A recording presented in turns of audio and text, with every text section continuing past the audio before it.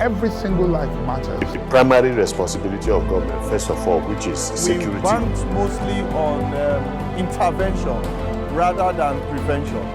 Democracy is a government where power resides with the people. Hello and a very warm welcome to you. This is You.Gov, all about you and the government. We bring to fore government functions and responsibilities, and we balance it by giving you your corresponding obligations, letting you know that you have a duty to play in the development of your nation. I am Olomu-Agbodo. After this break, we will let you know what we're discussing this week. Stay with us.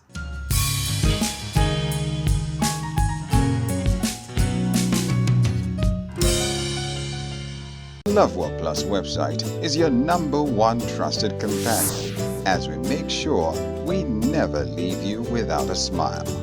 Using a world-class design for an easier user experience across the world. We make sure that you get the freshest and latest news on our news platform.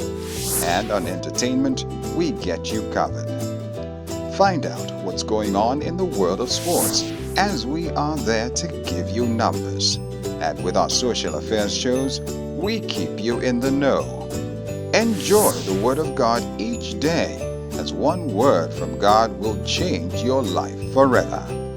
We also give you an opportunity to communicate with us through prayers and through your partnership. It's a whole new experience with the LoveWorld Plus website, as we help you create your own atmosphere everywhere you go. LoveWorld Plus, taking you beyond television.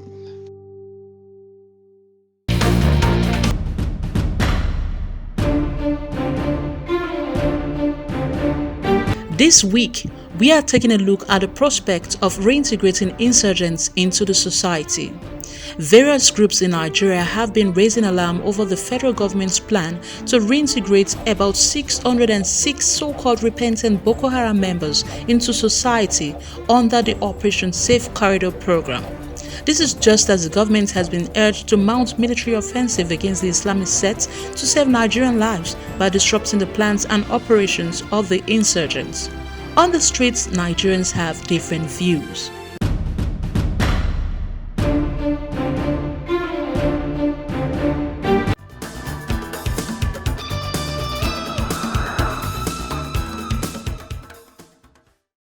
As far as I'm concerned, I think what is happening is disastrous. It's disastrous, it's uncalled for. Nigerians killing ourselves is uncalled for. I stay in Jos for so many years. I spent around 15 years in Jos, and I witnessed the crisis in Jos. It's uncalled for. Our leaders need to take responsibility and do a lot of things. Get things sorted out. So many things have been politicized in this country. When the Niger Delta boys took up arms and were bombing pipeline, people said we should integrate them in the society. So that's what they are saying. So the same thing they are saying, that since the Boko Haram have started, we should integrate them in the society. That is politics. Politics has embedded so much into our system. We politicize everything. But I don't think integrating them into the Nigerian system is the best. We should. They have committed a lot of crime, and they should face the consequences of their crime. But integrating them into society, well, the North are crying that we should integrate them, because when the Niger Delta boys took arms, we also integrate them. It's a very good idea. It's what the Obasanjo did for the Biafran soldiers. It's a very good idea. Human beings, they are Nigerians, they are part of us. Nobody wanted to be a criminal. Nobody was born as a criminal. It's a situation that turned people to criminals. So reharnessing them is a very good idea. It's a way of moving forward. If a nice person enters a very hard time, it becomes a criminal. Nobody is born to be killing people. It is something that makes them to be killing people. If you are brought under the light, you become a man of God. We've been seeing a lot happening, day, evening, night. Nigeria is still developing country, not developed country. But after all, we've seen what's going on in Dubai. They just started their modern development, everything, not less than at least 15 to 20 years. See where they are today. Still South Africa. See what is going on there. I want to talk about the giant of Africa, the last 20 years. You can't live You can't just walk comfortably or conveniently on the road at midnight or anything. Anything can happen to you at any time in point. So about that security, concerning our government, I don't think they have much for us.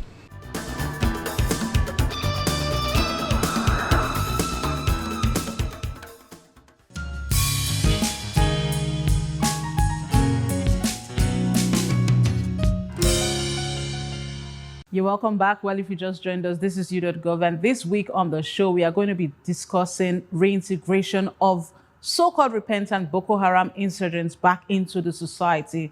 This issue has been generating a lot of controversy, and as you heard on the streets, people are not happy about the reintegration of these people. Some of them feel that they have a right to be reintegrated into the society, just like the Niger Delta militants were reintegrated into the society. But we are going to be analyzing that with our legal practitioner who is standing by. Are they the same issue? What do we need to know about the reintegration of these insurgents into the society? Is it the same case as what happened in the Niger Delta region? We have Agbaka who will be shedding more light on this.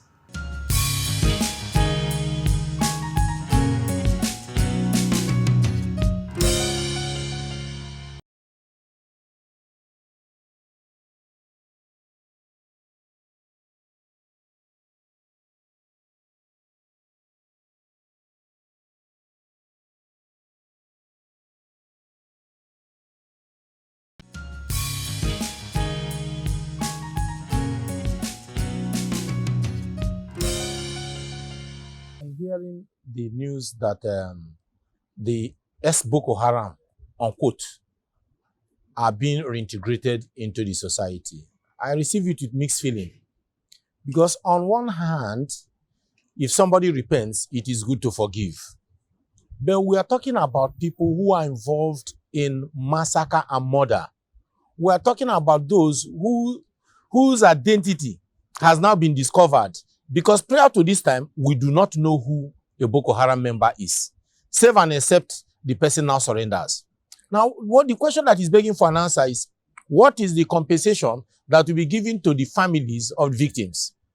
The families of the victims will now watch those who maimed, killed, raped, slaughtered their beloved ones walk along the street happy. And not only that, there is now a pat on the back to say a work well done. Some people have compared the amnesty extended to the Boko Haram with that of the Niger Delta militants. I do not agree to this subscription, reason being that their modus operandi is different. Those of the Niger Delta militants, their target was facilities and installations. They targeted properties. They did not target individuals. Their economic interest was properly defined, and upon meeting those economic interests, they could be seen as proper repentant people. But we're talking about people whose conscience has been mortgaged to the essence that all they know about is killing. Now, if you say you have de-radicalized them, it's a question of time.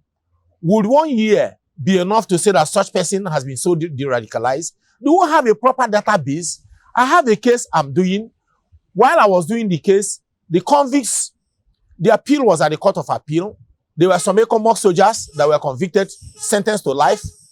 At the end of the day, I got the judgment, and then I did a press conference. Some of them came back. They have already been assimilated into a sister security outfit, whilst the appeal was still pending. The question now is, if there was proper, accurate database, the sister security outfits that actually employ them would have been able to know that as at that material time, they are still wearing the toga of ex-convict, that it has not changed. If we say that it is good on one side to reintegrate the Boko Haram people, we should be able to look at the antecedent. We should be able to look at those who genuinely repented. For instance, some of them were doing their own business when they were confiscated or constricted into the system. One could only but pity them, because at that point, they have no option. It's either you accept being a member of Boko Haram or you be slaughtered.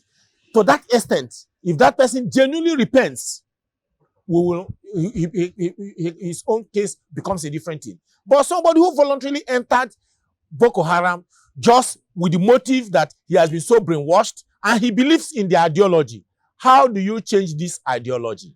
1 year is not enough.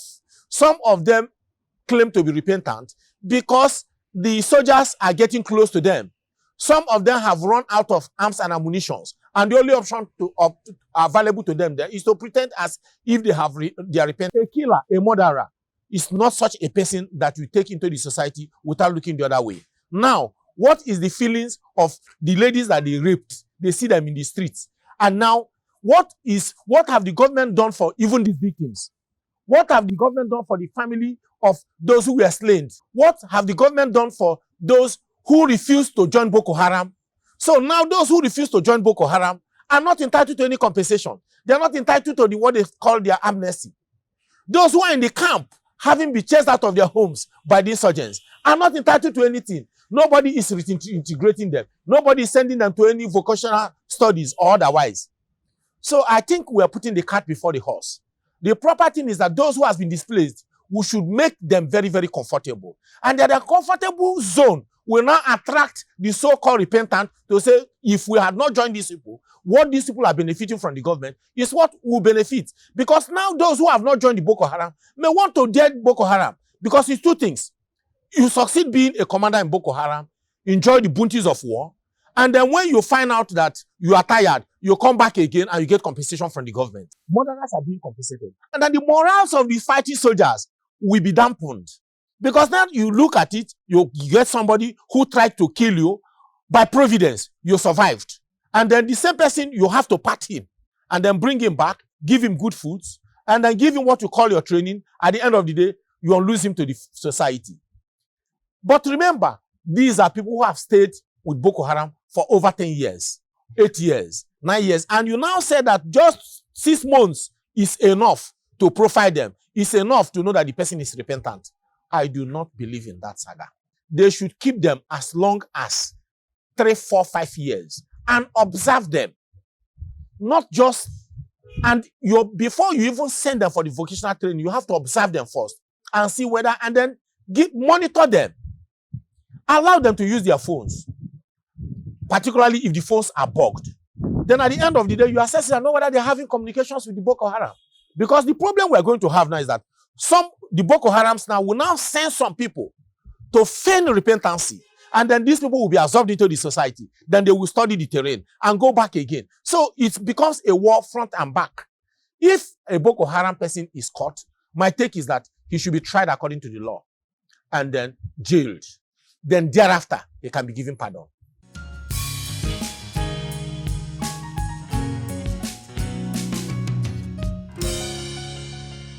It's not comparable because first, the man who has been convicted, the woman who has been convicted, wears the toga of an ex-convict while in the prison.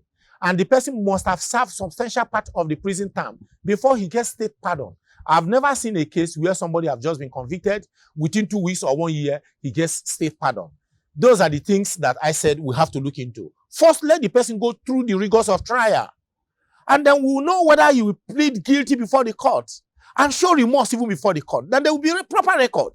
But the situation where you call somebody and then even some people who are maybe possible not Boko Haram, and you integrate them and say, yes, all is this, let's federal government make funds available so that we reintegrate them, we'll do this. I think it's premature. Let them face the rigor of trial. After trial, conviction. After conviction, they will be sent into the prisons. Then whilst in the prison, they can now give them pardon, maybe after 2 or 3 years. At that point, the prison warders would have observed them and look at their demeanor and know whether that repentancy that they observe there is genuine or not. And then recommendation should be able to come from the comptroller or the assistant comptroller of prison, saying that this person, whilst in prison, have never committed any crime. We have cases where some people, whilst in prison, they commit more crimes than they even committed before. And then you observe them that even when you give rules in the prison, they adhere to it. When you give time rules and regulations, they adhere to it. That will show repentancy. But the situation where you just go and pick a common criminal and you give him a pat at the back and say, yes, this is presidential. No, it's lopsided. What do you do to the criminal? I just read of somebody who committed rape. He has been sent to life imprisonment. And somebody who is a serial rapist, if you are giving him a murderer, a sadistical murderer, somebody who is ready at the slightest provocation, even without provocation, he's killing.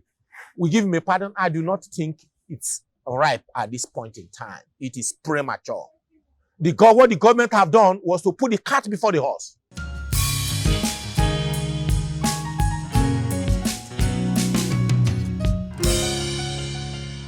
Well, Agbaka, they are giving his opinion on whether or not the Boko Haram, so-called repentant Boko Haram insurgents should be reintegrated into the society. He believes that they should not be allowed to roam free in the society, especially when victims of the attacks will see them moving about. And he believes this will actually raise some very, very deep and traumatic emotions in the hearts of victims of the attacks. And he is saying that there's a distinction between what happened in the Niger Delta region and what is playing out in the Northeast as taken out by the Boko Haram sect. The Boko Haram sect is a group that believes that everyone should actually shun Western education and follow their type of religion. And if you do not agree, they end up attacking you or killing you and generally wreaking havoc in the society. He says there is a distinction and they should not be allowed to go back into the society just like that. We'll go on a quick break, and when we return, we'll take the concluding part of that interview. Stay with us.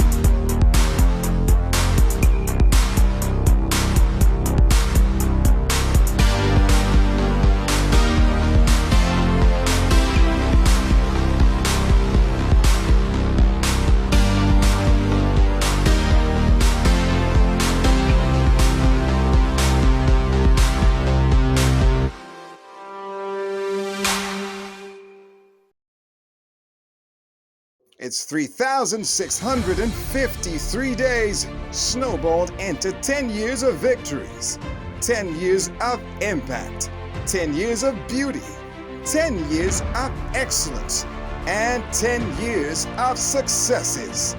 Thank you, our dear esteemed partners. You made the years worth its while. For your unflinching support, your seeds of love, for standing with us through and through. Thank you. It's our festival of vibes.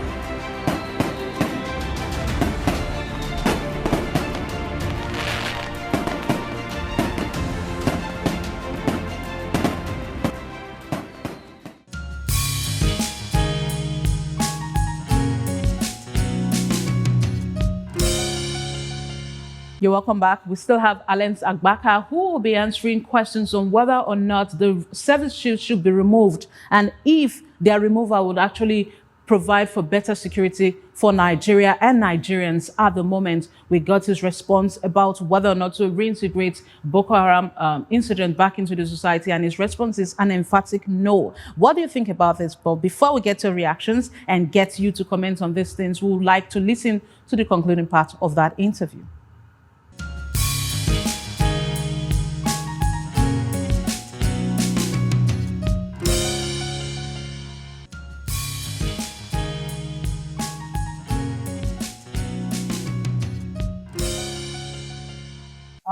This question, I'll answer it based on my experience, because I've had the privilege of appearing in General Court Martial when about 27 soldiers who went for peacekeeping were arraigned before QC Garris in Ikeja. I was their lawyer. They were sentenced to death, even though some of them were carrying live bullets in their body. They were taken to Cairo for the purposes of medications. And when they got there, they were not properly treated, simply because they protested and said, our allowances were not given to us. Our ESTA code were not given to us. They were subsequently brought to Nigeria and arraigned before the General Court Martial. As predetermined, they were sentenced to death. I got the judgment at the Court of Appeal. He set it aside. Now, the question there is that at that trial, it was revealed that most of the money that are meant for these soldiers are diverted by top army officers. Then if that is the case in the Boko Haram, why would somebody not resign? When you know that you're exposing yourself to death and somebody's in the comfort of his room enjoying what is meant for you. Government make budget and somebody corners it. The other time we heard about the properties owned by the chief of army staff and other or whatnot. The investigation was swept under the carpet. So if the president is keeping some of these service chiefs because they are doing what he wants them to do, then it is a system collapse. A system collapse because if you continue to do one thing the same way and you don't get a positive result, then that means that you are bound to your doom. You are bound to fail. The chief of staff, virtually all the service staffs have been there while we were confronted with these challenges. Why did we experience subtle removal of some service chiefs before the coming in of this present era? It's because of failures. So you continue to try, you continue to experiment until you begin to get that desired result. The question now that is begging for an answer, can we say at this moment that we are massaging the Boko Harams, the killers, the deadly killers, that we are getting the positive result? If the answer is yes, then we wouldn't have gone to massage them. Wouldn't have gone to the extent of saying, yes, murderers, we're going to give you a reprieve. We're going to softland you. No. They would have been the people who would have been coming begging. But as it is, the case is radically, substantially different. So he who pays the piper dictates the tune. The president should be able to sit in the comfort of his Aso Rock and say, no, enough is enough. We are not getting positive results. Yes, and my take is that they should be removed. Because there is no positive result. You continue to do one thing the same way without a result and you continue on it, that means in the first place, you don't want a good result. If they say you don't want to review, then they should be able to give reasons why they should not be removed. If you employ somebody and say, I want you to crush down this enemy, he's unable to do it, and you in your own somoto realize that he could not do it, and you went back to the enemy and say, please, I'm begging you, I want to give you succor, then the whole thing is rubbish.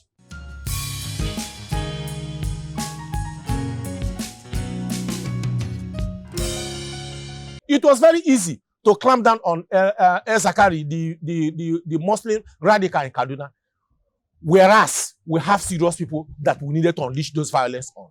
It is very easy to prescribe IPOP. It is very easy to prescribe anything, but it is not very easy for we to discharge our constitutional duties as soldiers. I do not blame the soldiers who are in the war front. They have seen it all. The man that is targeting to kill you, you eventually capture the man. And then the man came, they patted him, and then gave him a good soft landing. If you were the soldier, what will you do?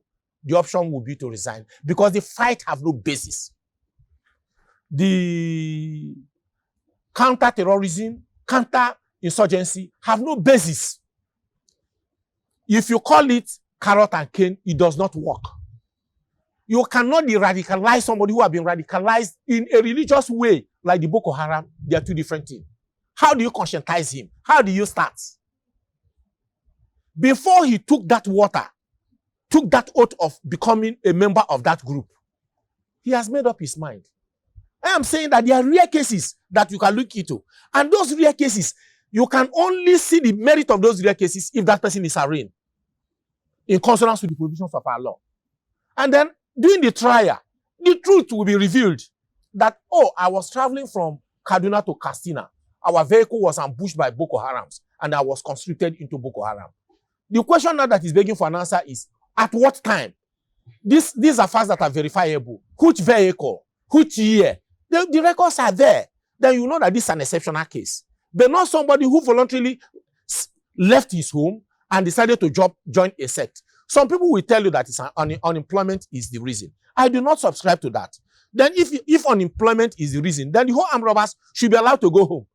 The whole prostitutes that they said they committed one thing or the other should be allowed to go home. Somebody, a gospel singer, has just been sentenced to death by hanging. And then they tagged him that he was engaged in blasphemy in his way of singing or his way of preaching.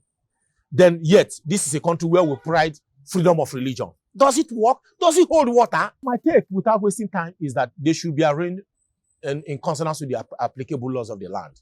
and after conviction, and then they find out that actually there is sign of remorse, genuine repentance, then they could give them that part at the back.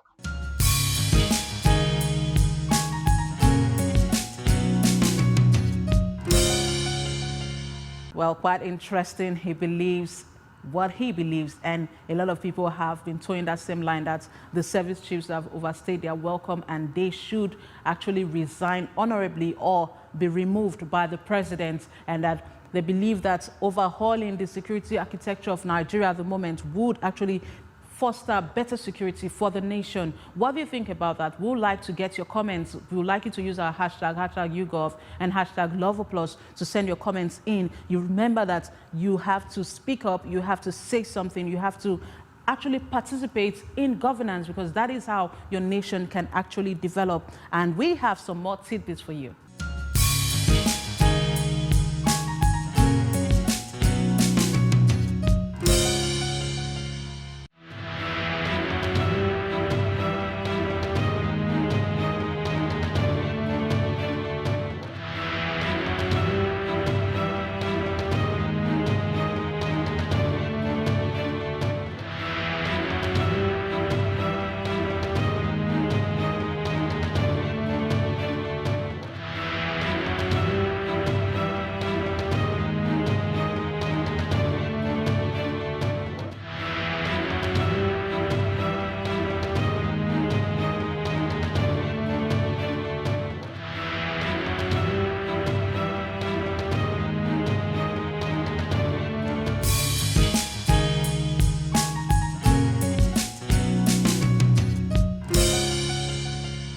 Well, that's the much we can take this week on You.Gov. We talked about reintegration of so-called repentant Boko Haram insurgents back into the society, if it is a good notion, if the government should actually go ahead with it. Of course, they've started some reintegration programs already, but what do you think about that? Should they just be allowed to roam back in the society without passing through some basic reorientation processes or serving some prison time? What do you think about that? Like I said, you can join our conversation by using our hashtag You.Gov, hashtag #LoveApplause. You can send comments to the number shown on your screen now, and you can also visit our website on www.loveapplause.tv, and we'd like you to send an email to us at info@loveapplause.org. And please download our app from any of the mobile app stores. I'm Olomu-Agbodo. God bless you and God bless Nigeria.